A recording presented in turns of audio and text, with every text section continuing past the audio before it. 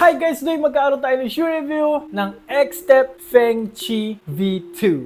Sa wakas makakapagsabi na rin ako na meron na tayong best outdoor shoes for forwards, for bigs. Guys, i-explain ko sa inyo kung bakit ko nasabi yan, kaya samahan nyo na ako, i-review na natin to. Let's go! Hey, I ain't never giving up. Said I never give up. Pero bago tayo mag-start, kung first time mo pa lang sa channel na to, mga ganitong content naman yung hilig mo, mga shoe review, mga fitness-related videos, mag-subscribe ka na, and i-click mo na rin bell icon para lagi ka updated sa mga next videos ko. Xtep Fengchi 2 or V2. Na-review ko yung Xtep Fengchi 1 V2. Panalo rin po yun, pero more on for guards yun. Low cut, pero very supportive din. Almost the same lahat except yung uppers niya. Ito, high cut na po to mid cut, medyo mataas na to, wherein gusto namin mga bigs, no? Gusto namin yan. And marami pa rin tao ang gusto talaga is high cut pa rin na sapatos. Umpisahan ko na, ito na yata ang best budget bigs so far this year. Ito na yata yung pinakabagay na basketball shoes para sa mga mabibigat, malalaki, mga sentro dyan, power forward, small forward, no? Na mga ka-ballers natin dyan. Meron po siyang tatlong colorway. Magaganda naman, pero parang ito yung pinaka-gusto ko, pinaka-versatile tong sapato na kulay na to, by the way. High cut po ito, so talagang okay yung pairamdam sa ankle ninyo, lalo na yung mga taong gusto ng ganung feeling, yung gusto pag naglalaro, parang may nakayakap sa ankle nila. Sana all may nakayakap. May nakayakap sa ankle na parang feel nyo supported kayo. Wow, sana all supported.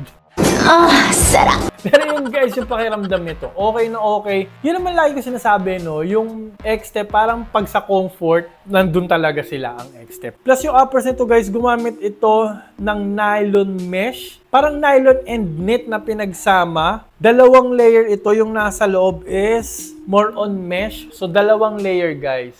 Nylon and knit yung nasa pinakataas, tapos sa yung second layer yung nasa baba is more on mesh po siya. Plus, gumamit po ito ng dynamic foam light. Meron din po siyang external heel TPU counter. Ang ganda ng heel counter nito.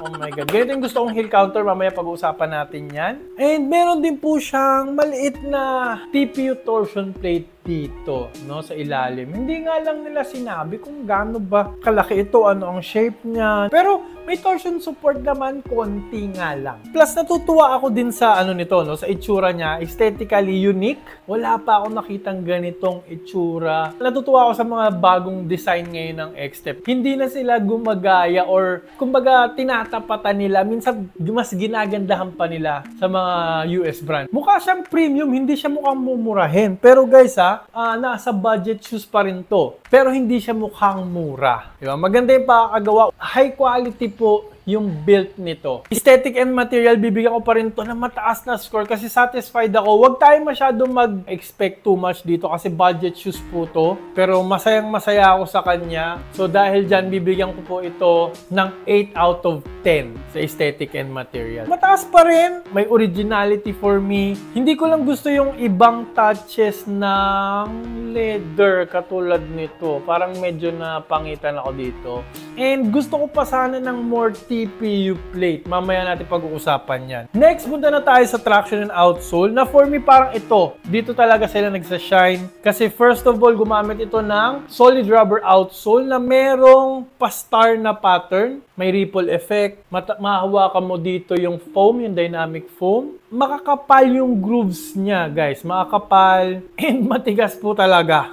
That's what she said. Yung ina-advertise nila pang outdoor, yes, pang outdoor po talaga ito. Basta matigas lang po siya and squeaky siya. Okay yung stops, hindi siya top tier. Okay lang. Hindi rin siya gaano maingay. Sakto lang din. Pero for me, parang sa outdoor ito magsha-shine kasi sobrang tigas talaga nito. Walang dust pick up. Malinis pa rin. Kala mo brand new. Goods pa rin yung traction. Goods yung stop. Hindi po great. Pero satisfied pa rin ako. Plus, umaangat din yung umaangat din kahit pa paano yung ng konti itong outsole dito. So, kung kayo para kayong mala Kyrie Irving pag nagko-crossover na maabot sa ganito yung angle ng paa nyo, kahit pa paano covered kayo, hindi kayo dudulas kasi umaangat yung traction. So, dahil dyan guys, traction and outsole, bibigyan ko ito ng 9.5 out of 10. Almost perfect. Kung siguro stop on a dime to and very squeaky siya, ipe-perfect ko. Though guys yung squeak, hindi po ibig sabihin nun, hindi po synonymous sa super traction yung squeak.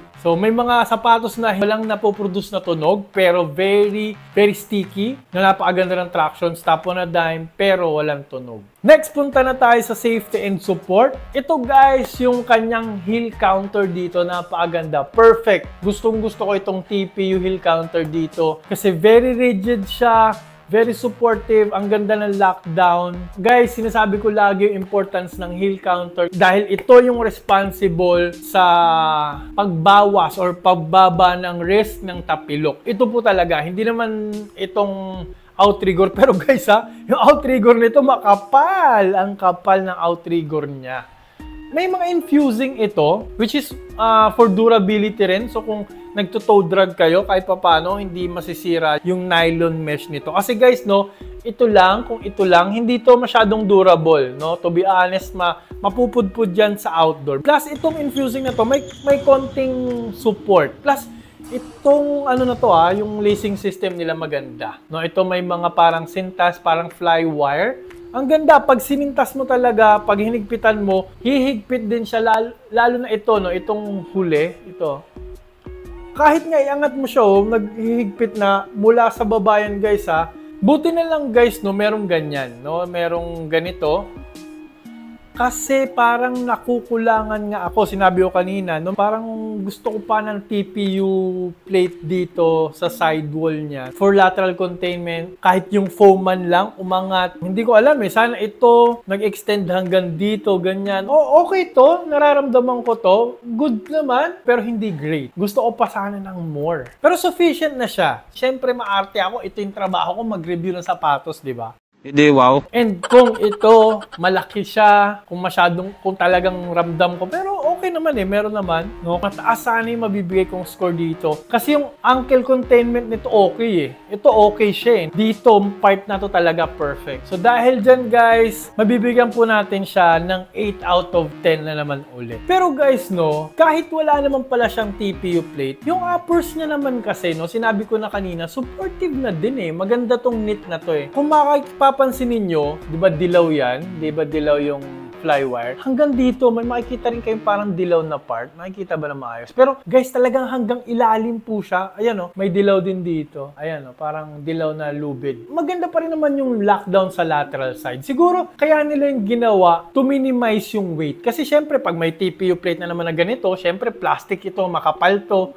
It will add weight. Next guys, punta na tayo sa fit and comfort. Comfortable talaga ang X-Step na shoes. Well padded po siya all throughout. And sinabi ko na kanina, di ba mesh? Ang advantage ng mesh guys, hindi lang breathability, kundi yung comfort. Malambo talaga, well padded, makapal yung tang, well padded din po yung dito sa heel. All throughout balance po siya, well padded. Step in comfort, okay naman, malambot naman yung dynamic foam. Marami pa rin compression, may compression to, may bounce. Though hindi sobra-sobra, to be honest. Hindi sobra-sobra yung compression nito. More focus nito is yung bounce. Mamaya natin pag-uusapan yan. Okay naman siya, magaan pa rin naman siya for a high cap. Marami namang forefoot flex. Napakalambot, guys. And yung fit nito, lagi ko sinasabi, minsan hindi ko ma-explain yung pakiramdam sa loob kasi ang sarap ng pakiramdam sa loob ng mga basketball shoes ng X-Step. Ang sarap ng pakiramdam sa loob. Lapat na lapat yung paa. Wide enough siya. Ito talaga, wide foot friendly po talaga. Kung wide foot kayo, true to size na kayo. Hindi nyo kailangan mag-size up. Kaya nga tingnan nyo yung paa kasintas ko, talagang mahigpit kasi wide foot na siya. Which is good, which is healthy sa paa. Guys, pag bumabagsak tayo galing sa talon, nag-i-spread po talaga yung mga daliri natin. Yan yung natural way niya to absorb impact. Huwag natin i-limit yun sa pamamagitan ng pagbili ng mga very narrow na sapatos. So dahil dyan guys, fit and comfort, parang for me isa din to sa kanyang selling point. Bibigyan ko po siya dito ng 9.5 out of 10. No, yung step-in comfort lang medyo gusto ko ng konti pang lambot. Pero so far, lahat naman panalong-panalo sa comfort and fit. No, lalo-lalo na wide foot friendly to. Naku, marami matutuwa dito. Next, punta na tayo sa breathability. Naku naman guys, hindi na natin kailangan patagalin yan. Sobrang breathable, pati sa side, sa medial part, by the way, pati sa lateral side, puro breathable. Grabe yung breathability nito. Hindi na kailangan patagalin. 10 out of 10 na po talaga. Pasok na pasok yung hangin dito 100% and yung tang niya, malalaki po yung butas ng mesh dito. Pasok na pasok po yung hangin dyan. Next, punta na tayo sa cushioning. Gumamit po ito ng full-length dynamic foam. Ito yung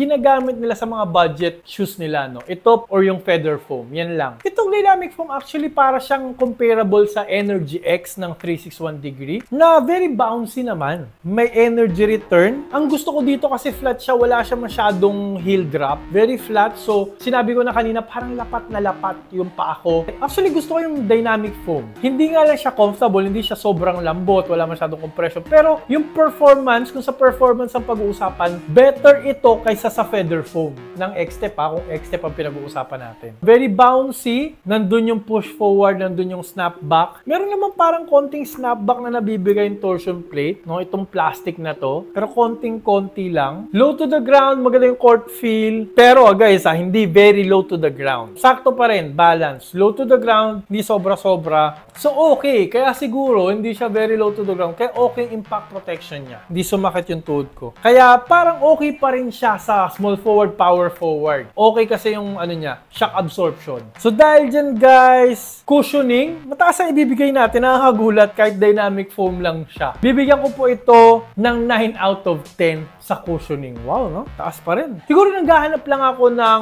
more energy return ng carbon fiber sana, ng torsion plate. Pero impact protection niya kasi sufficient naman na. And siguro more on court feel pa. Pero sa mga bigs, okay na yung court feel nito. Next, punta na tayo sa price tag. Naku, hindi na natin kailangan patagalin yung price tag nito, guys. Sinabi ko naman na nung nag-start tayo ng video, for me, ito na yata yung top budget shoes for bigs this year. Kasi okay naman yung support nitong mga taling to, no?